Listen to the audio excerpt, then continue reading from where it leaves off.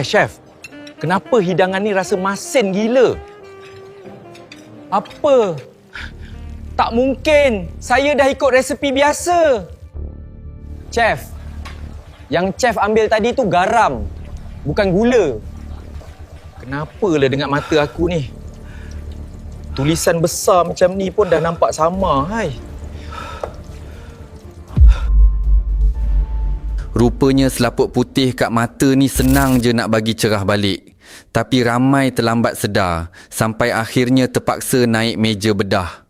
Bukan cuci pakai air, bukan pakai ubat titik. Ramai ingat benda ni normal sebab faktor umur, padahal selaput tu makin lama makin menebal dalam diam. Cuba tengok mata mak ayah hampa. Nampak tak selaput putih yang makin tutup anak mata tu? Mula-mula kabur sikit, lepas tu huruf Quran mula berlapis. Nak tengok muka cucu pun tinggal bayang. Paling pedih bila mak aku sendiri pernah cakap, mak rindu nak nampak jelas macam dulu. Sebagai anak, ayat macam tu memang menusuk. Masa tu baru aku faham. Ramai orang fokus mata, tapi lupa punca dari dalam badan.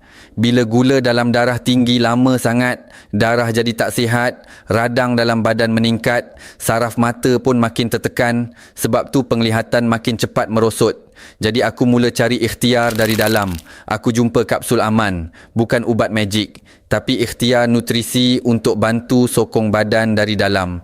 Kapsul aman ni bantu sokong kawalan gula, bantu peredaran darah dan bantu bekalkan nutrisi pada sistem badan termasuk kawasan mata. Aku suruh mak makan konsisten, sebiji pagi, sebiji malam. Beberapa minggu lepas tu, mak tegur perlahan, urat daun luar rumah tu nampak jelas sikit. Masa tu aku hampir menangis. Sebab bagi orang lain mungkin biasa. Tapi bagi anak yang tengok mak sendiri perlahan-lahan hilang cahaya mata, itu nikmat besar. Ramai pengguna kami pun kongsi benda yang sama. Dulu nampak kelabu, sekarang rasa lebih jelas. Lebih yakin nak membaca, berjalan dan buat rutin harian. Sebab bila badan dijaga dari dalam, mata pun rasa lebih terbantu. Kalau mak ayah hampa dah mula kabur, jangan tunggu sampai mereka hilang terus keyakinan nak melihat. Ikhtiar awal, tekan beg kuning kat bawah tu. Ambil terus set promo yang tengah berjalan sekarang.